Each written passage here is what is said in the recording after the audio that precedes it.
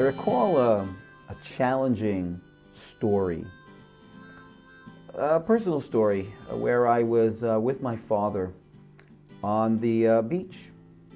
It was a beautiful day, and my father wouldn't be technically described as a religious man. Right? We were having lunch on the beach. Next to us was a family which certainly looked religious. They had a kippah and beard, and a religious family. They were also having lunch. When they finished the lunch, the father collected all the garbage and threw it into the sea. My father was shocked. He couldn't believe his eyes. The man just took the garbage and threw it into the sea. So my father went up to the man, and my father spoke Yiddish, and this man also spoke Yiddish, and my father says to him, "What are you doing?" He says, "What do you mean?" He says, how could you throw your garbage into the sea?" He says, "What's wrong with that?" My father says, "How could you believe that the world was created by God and destroy it?" Right? And I realized at that moment, who was really the religious man at that moment? I think we come up with really superficial stereotypes that because this person has a kippah, he's religious, but this person is not wearing a kippah, he's not religious. But at that moment, who was religious?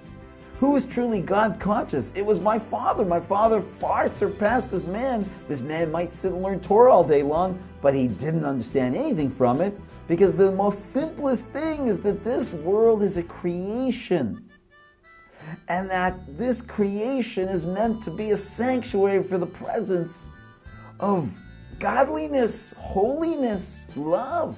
How can you throw your garbage into the sea? But now let's think about this. Could this man be so stupid? Where did he go wrong? And I think this is one of the great challenges of the bankruptcy of Torah education, where people really think it's all about the spiritual and that we don't care about the physical.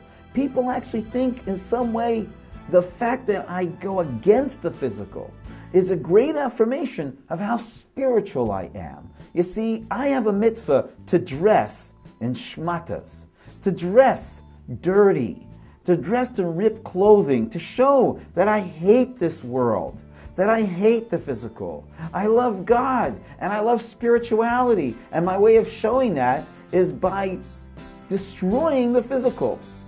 But if you really love God, you'll realize that God is one, and there's no place that God's presence ends. So by being against the physical, you're actually saying that somewhere God ends, that he stays in the spiritual, but he can't penetrate into the physical. That's a total confusion of what Judaism is about. In fact, a number of years ago, a fellow came to me and said, "I see that you're interested in spirituality and mysticism.